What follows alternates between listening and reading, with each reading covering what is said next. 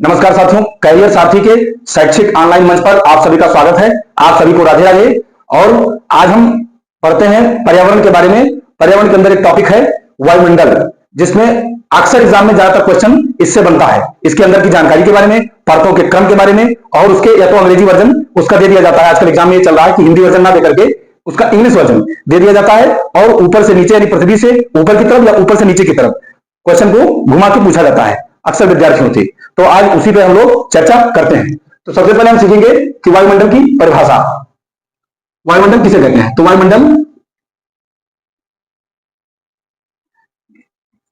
वायुमंडल पृथ्वी के परितः, परितः मीन्स चारों तरफ, पृथ्वी के परितः विद्यमान, पृथ्वी के परितः विद्यमान जो गैसों का समूह है, विद्यमान गैसों का समूह, उसे ही वायुमंडल कहते हैं। वायुमंडल में साथियों 5 परतें पाई जाती हैं।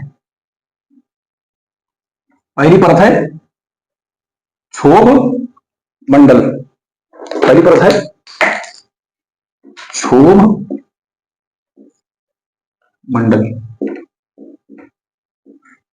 क्षोभ मंडल को इंग्लिश में बोलते हैं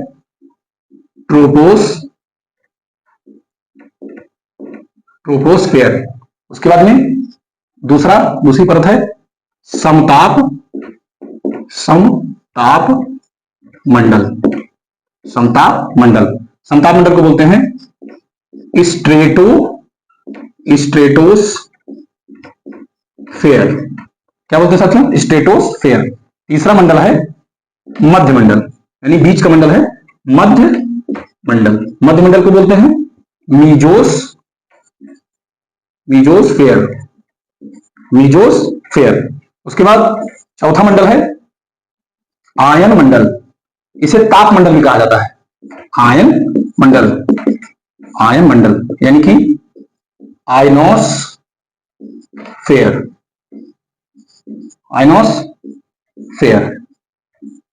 ठीक है, आयनोस्फेयर। उसके बाद सबसे अंतिम मंडल है वायुमंडल या बहिर्मंडल। इसको इंग्लिश में बोलते हैं एग्जोस्फेयर, ठीक है। तो पहले हम इसका क्रम एक बार आपको याद करवा रहे हैं, हमारे साथ साथ आप याद करिए। पहला मंडल है क्षोभ मंडल यानी ट्रोपोस्फेयर। उसके बाद दूसरा मंडल है समताप मंडल यानी स्ट्रेटोस्फेयर। उसके बाद में है तीसरा मध्य मंडल, इसको बोलते हैं मीजोस्फेयर। चौथा मंडल है आयन मंडल, और इसको बोलते हैं आयनोस्फेयर, यानी इसको आयन मंडल को ताप मंडल भी बोला जाता है। उसके बाद में पांचवा है बाह्य मंडल यानी एग्जोस्फेयर, ठीक है। तो आजकल एग्जाम में इस हिंदी को ना देकर के इस जो इंग्लिश की चीज, इसकी इंग्लिश वर्जन इसको दिया जाता है, और क्रम सजाने को दिया जाता है, ऊपर से नीचे की तरफ, नीचे से ऊपर की तरफ। तो इसको आपको ध्यान रखना है। और साथियों हम इन सभी परतों के बारे में एक एक करके आपको जानकारी दे रहे हैं। इसमें हमारा पहला मंडल है क्षोभ मंडल। क्षोभ मंडल, ठीक है। अब क्षोभ मंडल के बारे में जो पहला तथ्य है वो यह है कि यह पृथ्वी से ऊपर पहली परत है, ठीक है। उसके बाद में अगर इसकी ऊंचाई की बात करें तो यह पृथ्वी से 0 से 8 किलोमीटर ध्रुवों पर, और उसके बाद में 0 से 18 किलोमीटर ये कहां पे है? भूमध्य रेखा पर, ठीक है। उसके बाद में इसमें तीसरा पॉइंट है कि जितनी मौसम संबंधी घटनाएं हैं वो सब क्षोभ मंडल में पाई जाती हैं, यानी ऐसे भी लिख सकते हैं शॉर्ट फॉर्म में मौसम संबंधी घटनाएं। मौसम संबंधी घटनाओं में क्या क्या हो जाएगा? जैसे मान लो ओला पड़ना,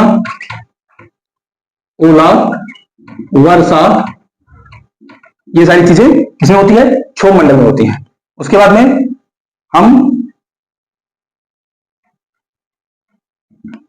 चौथा पॉइंट पढ़ेंगे कि क्षोभ मंडल में क्या होता है कि इसमें नीचे की तरफ क्या पाई जाती है? CO2 गैस पाई जाती है। CO2 गैस पाई जाती है, जो CO2 किसके लिए जिम्मेदार होती है? ग्लोबल वार्मिंग के लिए। ग्लोबल वार्मिंग, ग्लोबल वार्मिंग के लिए, वार्मिंग, ठीक है। तो यहां ऐसे भी यहां भी लिख सकते हैं, यानी अगर इसको हम ऐसे देखें तो 0 से हम 18 लिख सकते हैं, ठीक है। तो इसके बारे में एक बार ध्यान से पढ़ेंगे। क्षोभ मंडल में इतनी सारी तथ्य, यानी पृथ्वी से ऊपर की तरफ हम जाएंगे तो पृथ्वी से ऊपर की पहली परत, यानी जिसमें हम लोग रहते हैं, वो पहली परत कौन सी है? क्षोभ मंडल है, और इसी को बोलते हैं ट्रोपोस्फेयर। इसमें पृथ्वी की पहली परत है, पहला पॉइंट। दूसरा पॉइंट है कि 0 से 8 किलोमीटर ध्रुव पर है, यानी ध्रुवों पर इसकी ऊंचाई कम होती है और भूमध्य रेखा पर इसकी ऊंचाई थोड़ा ज्यादा होती है। उसके बाद में एक पॉइंट इसमें और नोट कर सकते हैं कि पांचवा पॉइंट नोट कर सकते हैं कि गर्मियों में इसकी जो ऊंचाई होती है वो बढ़ जाती है। क्या हो जाती है? गर्मी के दिनों में, यानी गर्मियों में ऊंचाई बढ़ती है, ऊंचाई बढ़ती है, इसकी ऊंचाई बढ़ती है, ठीक है। अगर एक पॉइंट और नोट करना चाहें तो उसमें यह कर सकते हैं कि जब हम क्षोभ मंडल में नीचे से 165 मीटर ऊपर की तरफ जाते हैं तो 165 मीटर ऊपर जाने पर, 165 मीटर ऊपर जाने पर 1 डिग्री तापमान पृथ्वी का बढ़ता है, 1 डिग्री तापमान बढ़ता है।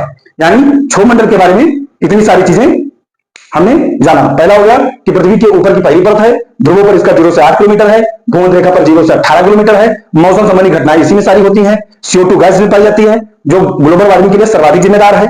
उसके बाद में गर्मियों में इसकी ऊंचाई बढ़ती है और 165 मीटर ऊंचे पर जाने पर यह क्या होता है? 1 डिग्री सेंटीग्रेड इसकी तापमान में वृद्धि हो जाती है। तो ये हो गया हमारा पहला मंडल, ठीक है। अब हम इसके बाद में दूसरा मंडल पढ़ेंगे।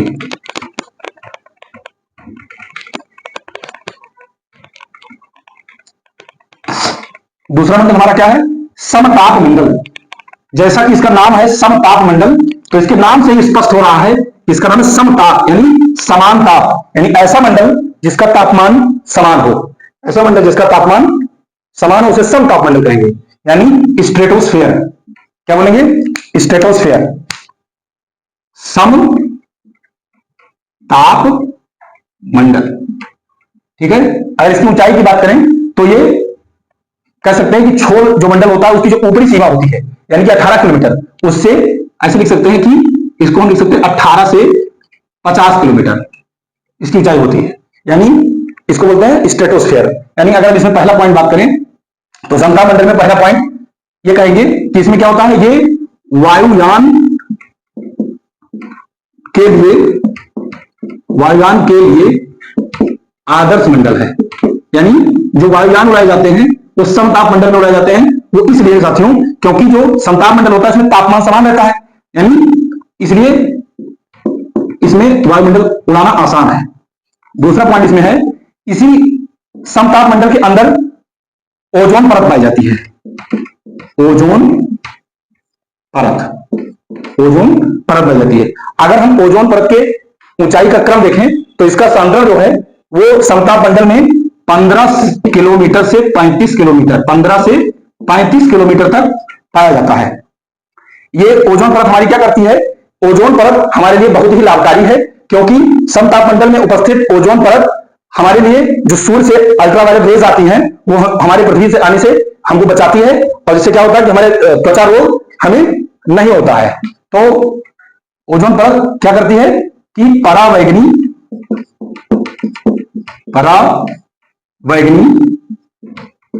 किरणों से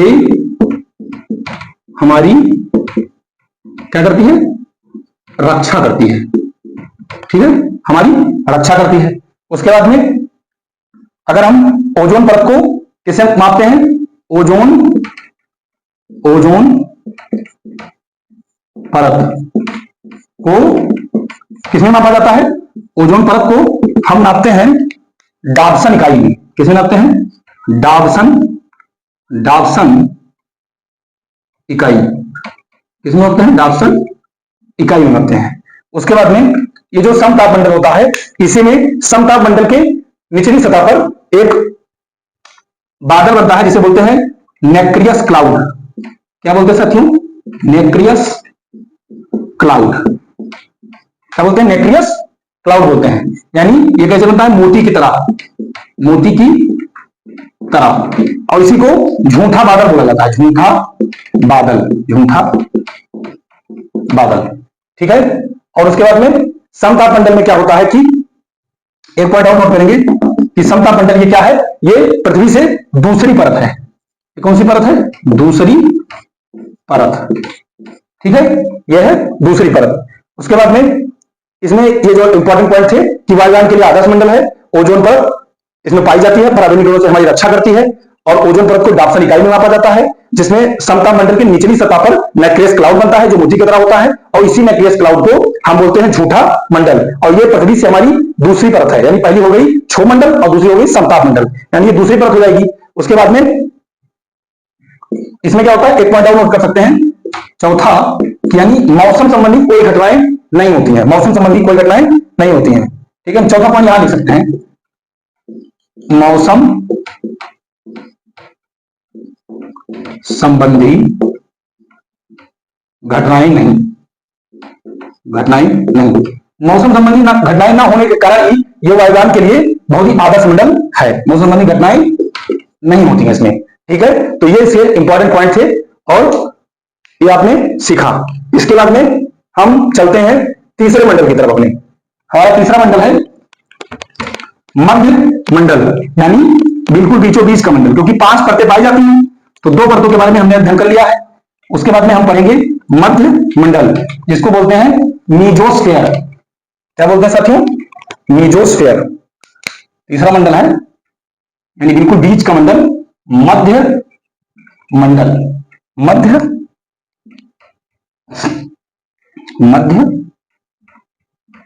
मंडल, मध्य मंडल। इसमें अगर हम पॉइंट की बात करें तो ये क्या हो जाएगी? पहली बात तो ये तीसरी परत हो जाएगी, पहला पॉइंट है तीसरी परत। उसके बाद में तीसरी परत हो जाएगी, और इसमें क्या होता है कि इसमें बहुत इंपॉर्टेंट चीज पूछा जाता है कि जो उल्का पिंड है वो किस परत में आके जल जाते हैं, तो इसमें आके जल जाते हैं। किसमें? उल्का पिंड। उल्का पिंड इस परत में जल जाते हैं। ठीक है, उसके बाद में ये जो मंडल है, 5 मंडलों में सबसे ठंडा मंडल इसे कहा जाता है, क्योंकि इसमें क्या होता है कि इसमें जो तापमान है वह 0 से लेकर के -100 डिग्री तक चला जाता है। यानी क्या है? यदि हम पॉइंट लिख सकते हैं इसमें कि सबसे ठंडा मंडल है ये मध्य मंडल, क्योंकि बीचों बीच में पाया जाता है ना, ऊपर से भी 2 और नीचे, ऊपर से भी 2 नीचे से भी 2, तो सबसे ठंडा मंडल ये क्या है? सबसे ठंडा मंडल। उसके बाद में अगर हम एक बात आपको इसमें से और सिखाना चाहेंगे कि अगर पृथ्वी से ऊपर की तरफ जाएंगे तो तापमान क्या होता है कि इसमें क्या होता है? इसमें घटता है, इसमें बढ़ता है, और उसके बाद में जब मध्य मंडल में आएंगे तो फिर तापमान घटेगा, यानी कि इसमें भी तापमान घटेगा। तो इसमें क्या होता है कि तापमान ऊंचाई पर जाने पर क्या होता है? तापमान घटता है। ठीक है, तो मध्य मंडल में इतनी सारी बातें हमें करनी चाहिए। अगर इसकी ऊंचाई की बात करें तो हमने कहां तक पढ़ लिया था? 50 तक, तो 50 से 80 किलोमीटर इसकी ऊंचाई होती है। ठीक है, मध्य मंडल की 50 से 80 किलोमीटर। तो इसमें हम कितने पॉइंट हमने पढ़े? 1 2 3 4 5 पॉइंट हमने पढ़े। तो पहला हो गया कि तीसरी परत है, उल्का पिंड इसमें आके जल जाते हैं, इसका तापमान 0 से -100 डिग्री तक होता है। उसके बाद में सबसे ठंडा मंडल मध्य मंडल को बोलते हैं। उसके बाद में तापमान इसमें घटता है। इसको याद करने का एक ट्रिक है आपके पास कि हम क्या करेंगे? घटता से स्टार्ट करेंगे, यानी अगर हम क्षोभ मंडल से स्टार्ट करेंगे तो घटता से स्टार्ट करेंगे तो पहले घटेगा, फिर बढ़ेगा, फिर घटेगा, फिर बढ़ेगा और फिर घटेगा। ठीक है, तो यानी कि इस तरह हम इसको दिमाग में रख सकते हैं कि किस तरह करना है। उसके बाद ये हो गया हमारा तीसरा मंडल, ये हमारा हो गया तीसरा मंडल। इसके बाद में हम पढ़ेंगे हमारे चौथे मंडल को। चौथा मंडल हमारा है आयन मंडल यानी कि आयनोस्फीयर, और इसी को हम चौथा है आयन मंडल। आयन मंडल यानी इसका दूसरा नाम है आयन मंडल का तापमंडल। इसकी ऊंचाई है 80 से 640 किलोमीटर। ठीक है, इसमें क्या होता है कि इसमें पहला पॉइंट है, पहली बात तो ये चौथी परत है, चौथी परत है। उसके बाद में इसमें दूसरा पॉइंट है कि जो रेडियो तरंगे हैं यानी मोबाइल तरंगे या रेडियो तरंगे वो इसी आयन मंडल तक जाती हैं, और इसी आयन मंडल में जाने के बाद इसी आयन मंडल तक जाती हैं, और आयन मंडल में जाने के बाद में वापस लौट आती है पृथ्वी पर। यानी क्या बोलेंगे, रेडियो तरंगे या ऐसे बोल सकते हैं मोबाइल तरंगे टकराकर वापस पृथ्वी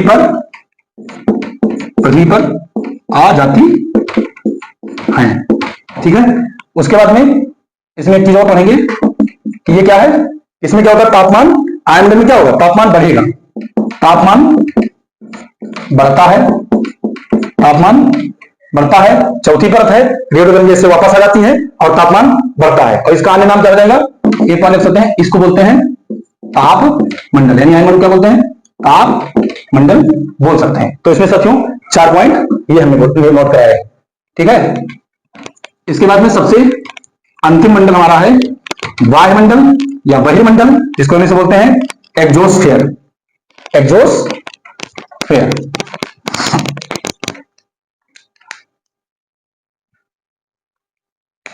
पांचवा मंडल है वायुमंडल यानी इसकी ऊंचाई है 640 से ऊपर।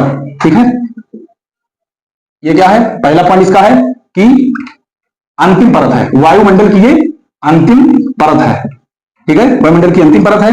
दूसरी बात, इसमें क्या होता है कि गुरुत्वाकर्षण की कमी के कारण इसमें जो गैसें होती हैं वो बहुत विरल होती हैं। तो ये पॉइंट नोट कर सकते हैं कि गुरुत्वाकर्षण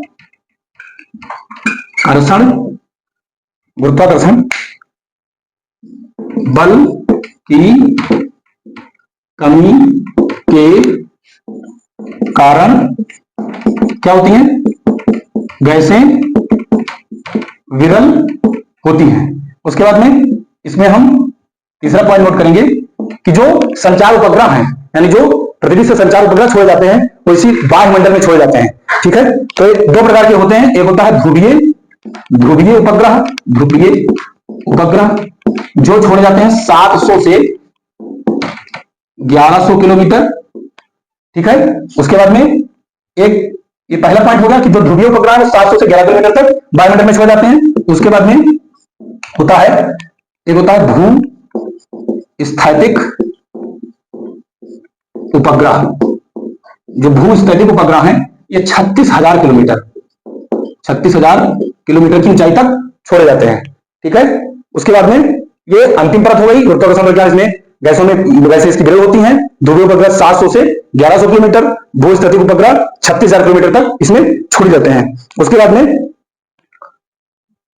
इतने सारे पॉइंट हमने पढ़े हैं। तो ये 5 मंडल के बारे में आप लोगों के लिए जानकारी थी। इसके बाद में कुछ और जानकारी इसके विषय में देंगे जो एग्जाम के लिए आपके बहुत जरूरी है। जो ओजोन होती है यानी O3, जो वायुयान यात्री होता है, ओजोन यानी O3 के कारण उसको क्या हो जाता है, इसके कारण उसको फुसफुसीय रोग हो जाता है,